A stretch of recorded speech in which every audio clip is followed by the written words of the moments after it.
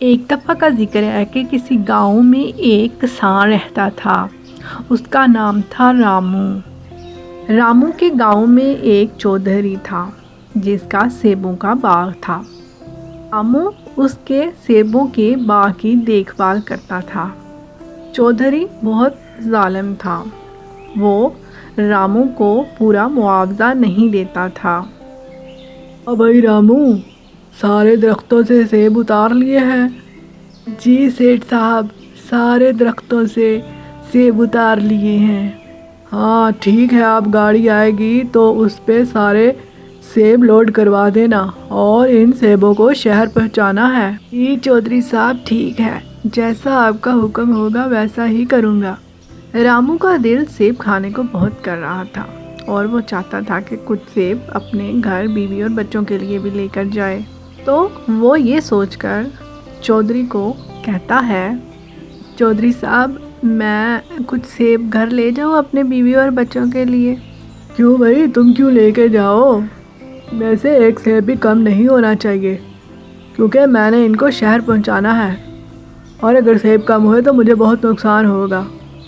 چودھری صاحب صرف 2-3 سیبوں کی تو بات ہے۔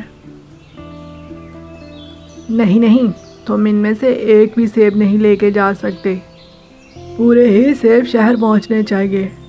سیب ایک بھی کم نہیں ہونا چاہیے، ورنہ میں تم کو نوکری سے نکال دوں گا۔ رامو یہ سن کر مایوس ہو جاتا ہے۔ اس کا سیب کھانے کو بہت دل کر رہا تھا، لیکن چودھری کی بات سن کر وہ چپ ہو گیا۔ رامو دل میں سوچتا ہے کہ میں سارا سال اتنی محنت کی ہے ان سیبوں کے ساتھ اور میں نے ایک سیب بھی نہیں کھایا۔ اگر مجھے 2-3 سیب دے دیتا تو کیا بات ہوتی۔ رامو سارے سیب گھر کی طرف لوڈ کروا کے گھر کی طرف لوٹ آتا ہے۔ رامو رستے میں سوچ رہا ہوتا ہے کہ آج صبح اس کے بچے کہہ رہے تھے کہ ہم نے سیب کھانے ہیں اور ہمارے لیے باغ سے سیب لے کر آنا، لیکن اب میں خالی ہاتھ جاؤں گا تو وہ کیا سوچیں گے؟ وہ تو سارے دن کا انتظار کر رہے ہوں گے۔ رامو اسی سوچ میں گھر واپس جا رہا ہوتا ہے تو وہ رستے میں دیکھتا ہے کہ ایک عورت سیب کی ٹوکری لے کر بیٹھی ہوتی ہے۔ رامو اس عورت کے پاس جاتا ہے اور اس سے پوچھتا ہے، کیا بات ہے بہن، تم یہاں کیوں بیٹھی ہوئی ہو؟ بھائی کیا بتاؤں، میرا پاؤں زخمی ہو گیا ہے، اس وجہ سے میں یہاں کھڑی ہوں۔ میں سیب بیچنے والی ہوں اور ابھی تک میرے سیب بھی نہیں بکے، مجھے گھر بھی واپس جانا ہے، میں کیا کروں؟ بہن آپ پریشان نہ ہو، لاؤ میں تمہارے سیب بیچ دیتا ہوں اور تمہارے سیبوں کو بیچ کر میں تمہیں گھر پہنچا دوں گا۔ یوں وہ عورت رامو کی بات مان لیتی ہے۔ رامو اس کو ساتھ لیتا ہے اور سیبوں کی ٹوکری اپنے سر پر اٹھا لیتا ہے اور رستے میں آواز دیتا ہے، سیب لے لو، سیب لے لو، تازے تازے سیب، میٹھے سیب۔ یوں لوگ رامو سے سیب خریدنا شروع ہو جاتے ہیں۔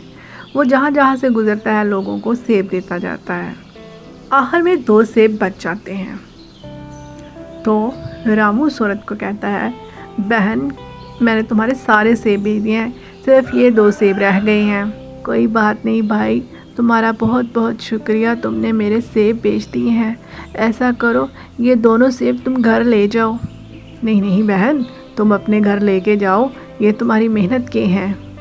نہیں بھائی، تم نے میری آج بہت مدد کی، آج تمہاری وجہ سے میں گھر بھی پہنچی ہوں اور میرے سیب بھی بک گئے ہیں۔ ایسا کرو یہ تم سیب گھر لے جاؤ۔ ایسا کرنا، ان دونوں سیبوں کو گھر میں جا کے گڑھا کھود کے اگا دینا اور پھر دیکھنا اس میں سے سیب نکلیں گے۔ ٹھیک ہے بہن، تمہارا بہت بہت شکریہ۔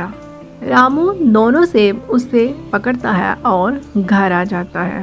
گھر آ کر رامو گڑھا کھودتا ہے اور دونوں سیبوں کو اس میں دبا دیتا ہے۔ اگلے دن صبح جب رامو اٹھتا ہے تو دیکھتا ہے کہ جو سیب اس نے کل دبائے تھے وہاں تو 2 درخت لگے ہوئے ہیں اور ان درختوں پہ پیارے سے سیب لگے ہوئے ہیں۔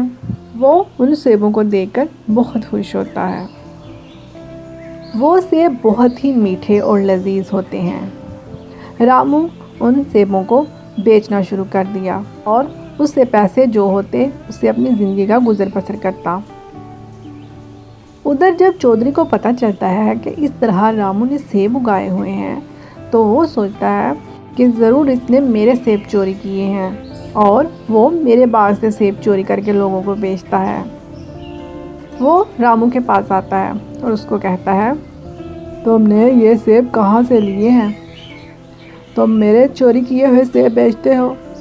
نہیں چودھری صاحب، میں نے آپ کے سیب چوری نہیں کیے، یہ تو میں نے خود سیب اگائے تھے۔ لیکن چودھری اس کی کوئی بات نہیں مانتا اور اس کو کہتا ہے کہ نکلو یہاں سے، تم چور ہو۔ رامو اس کو بہت سمجھاتا ہے کہ میں نے چوری نہیں کی، لیکن چودھری اس کی کوئی بات نہیں سنتا اور اس کو گھر سے باہر نکال دیتا ہے۔ جب وہ اپنی بیوی کے ساتھ اور بچوں کے ساتھ گھر سے باہر نکلتا ہے تو وہ سوچتا ہے کہ اب میں کہاں جاؤں گا، میرا تو کوئی گھر بھی نہیں ہے۔ ابھی وہ یہ سوچ ہی رہا ہوتا ہے کہ سیبوں کے درخت سے ایک سیب کا گھر نمودار ہوتا ہے اور سیب کے درخت سے آواز آتی ہے آج سے تم اس گھر میں رہ سکتے ہو اور یہ تمہارا گھر ہے، تمہیں اب یہاں سے کوئی نہیں نکالے گا۔ رامو یہ سب دیکھ کر بہت حیران ہوتا ہے اور وہ اس سے پوچھتا ہے کہ یہ سب کیسے ہوا؟ تو سیب اس کو بتاتا ہے کہ تم نے اس عورت کی مدد کی تھی تو وہ ایک پری تھی، تو یہ سب اسی کی وجہ سے ہے۔ یوں رامو اور اس کی بیوی اس گھر میں چلے جاتے ہیں۔ اگر آپ کو ویڈیوز اچھی لگ رہی ہوں پلیز چینل کو سبسکرائب کیجیے اور بیل آئیکن کو ضرور دبائیے تاکہ ہر نئی آنے والی ویڈیو آپ کو مل سکے۔ پلیز ویڈیوز کو شیئر کیجیے، کمنٹ کیجیے، لائک کیجیے۔